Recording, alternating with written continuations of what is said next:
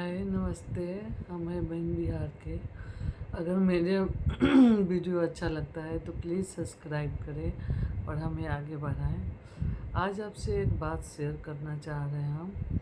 आज कहीं से मेरे को फ़ोन आया था, मतलब मेरे रिश्तेदारी में ही थी कोई, तो एक ऐसा स्टोरी बताई कि उस वक्त टाइम हम रो पड़े थे और हम इसीलिए शेयर करना चाहते हैं ताकि आपके आजू बाजू जिनके बेटे या जिनके बहू हैं जो बाहर रह रहे हैं उनसे शेयर करें, क्योंकि इससे पहले कि उनके साथ ऐसा हो वो सतर्क रहें।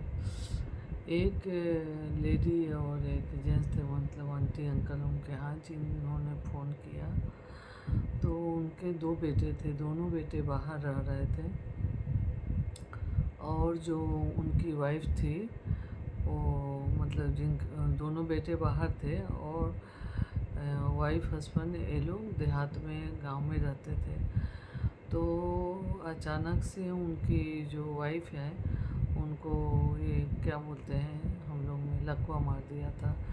तो मतलब जो भी सुबह का शाम का लेटरिन बाथरूम सब बेड पे ही करती थी और उनके हस्बैंड साफ कर देते थे।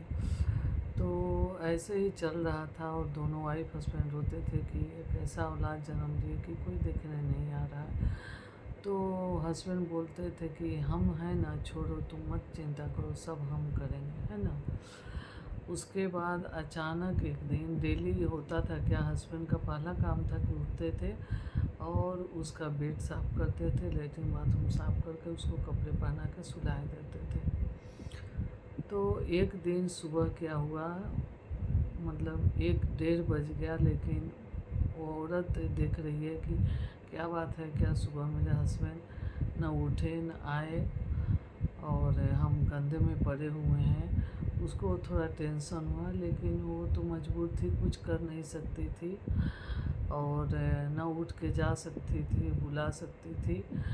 तो काफ़ी इंतज़ार करने के बाद भी उसके हस्बैंड जब नहीं आए तो वो अपना फ़ोन खोजने लगी, किसी भी तरह कोशिश करके। पूरी बात तो नहीं समझ पाए हम, लेकिन वो किसी तरह शायद करके किसी को फ़ोन पे नंबर डायल की। वो बोल नहीं पाती थी, कुछ नहीं, पर लोग आके देखा तो उसके हस्बैंड मर चुके थे। यही वजह था कि वो उसको सफाई करने नहीं आए बेड को। तो फिर लोगों ने उसको, उनके हस्बैंड को दाह संस्कार के लिए तैयार किया। उसके बेटे को फ़ोन किया कि क्या बोल रहे हो, कब तक आ रहे हो, हम लोग क्या करें। तो उनके बेटे ने फ़ोन किया और तेरी मम्मी भी मतलब इस स्थिति में है। तो उधर से उनके बेटे ने फ़ोन किया कि हमारे पास टाइम नहीं है, आप लोग को जो मर्जी आए करें, या तो दाह संस्कार करें या पंडित से करवा दे, जो भी। तो मम्मी, तो उन्होंने ऐसा जवाब दिया कि मम्मी को कहीं फुटपाथ पे छोड़ाइए, कोई ना कोई उनका सहारा मिल जाएगा, कहीं जाकर देगा। क्या आप बताइए कि ये सही है? क्या कमेंट्स में आप बता सकते हैं प्लीज़? पहले माएँ दुआ करती थी जब पेट में बच्चा होता था कि हमको बेटा हो। क्या कोई भी माँ ऐसे औलाद के लिए, ऐसे बेटे के लिए कोई दुआ करेगी? क्या कोई भी माँ जिसके साथ ऐसा हुआ है या हो रहा है, क्या वो अपने कोख को कोसती नहीं होगी, अपने आप को कोसती नहीं होगी? क्योंकि माँ माँ होती है, वो कभी अपने औलाद को तो बुरा नहीं चाहेगी, चाह कर भी दुआ ही देगी। लेकिन एक पल के लिए कहीं न कहीं तो उसके मन में आता होगा कि इसी औलाद को हम अपने कोख से जन्म दिए।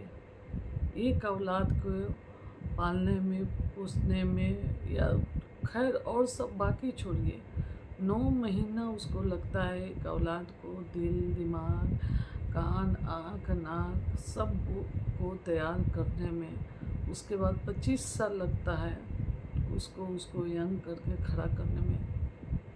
जब तक वो मैच्योर जवान नहीं हो जाता, पढ़ लिख नहीं जाता, बाप बदल सकता है, भाई बदल सकता है, दुनिया बदल सकता है, लेकिन माँ कभी नहीं बदलती। और उसी माँ को अंतिम अंजाम ये है, क्या इसी दिन के लिए उसने अपने बेटे को जन्म दिया था, पाल पोस के बड़ा किया। सोच के एकदम आत्मा कांप जाता है, और पता नहीं आगे किसके साथ क्या होगा, लेकिन बस दुआ करते हैं कि कभी कोई ऐसा माँ बाप को कोई भी औलाद न करे, और किसी को ऐसा औलाद न दे भगवान। और जो भी सुन रहे हैं उनसे रिक्वेस्ट है कि अपने पत्नी को प्यार करो, बहुत प्यार करो, इतना प्यार करो कि वो तुम पे नाज करे, लेकिन माँ को भी कम प्यार मत करो। माँ है, माँ माँ कुछ तो कभी का तो कोई एक पल याद कर लो कि वो माँ तेरे लिए क्या क्या नहीं की है। माँ का अपमान मत करो, माँ का दुष्कार मत करो, माँ को आँख में आंसू मत आने दो। माँ मुंह से तो कुछ नहीं बोलेगी, लेकिन उसकी आह, उसकी तकलीफ, दर्द क्या भगवान माफ़ करेंगे? बोलते हैं कि माँ एक बार माफ़ भी कर दे सब कुछ, लेकिन माँ का अपमान भगवान माफ़ नहीं करते। इसलिए सभी भाइयों, छोटे भाइयों या अंकल या मेरे बेटे जैसे जो भी, उनसे रिक्वेस्ट है, प्लीज़ बाबू, प्लीज़ भैया, प्लीज़ अंकल, इतना आगे मत बढ़ जाना, इतना ऊपर मत जाना कि तुम खुद अपने माँ को ही छोटा और तुझ समझने लगो। अगर बुरा लगे तो सॉरी, और अगर अच्छा लगे तो प्लीज़ कमेंट में बताएं।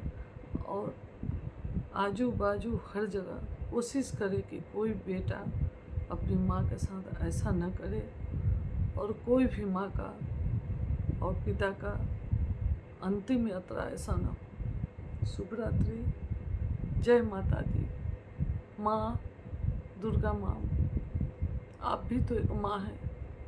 एक माँ को ऐसा सज़ा मत दीजिए कि वो अपने को कोसे और शर्मिंदा हो दुनिया के सामने। जय माता दी।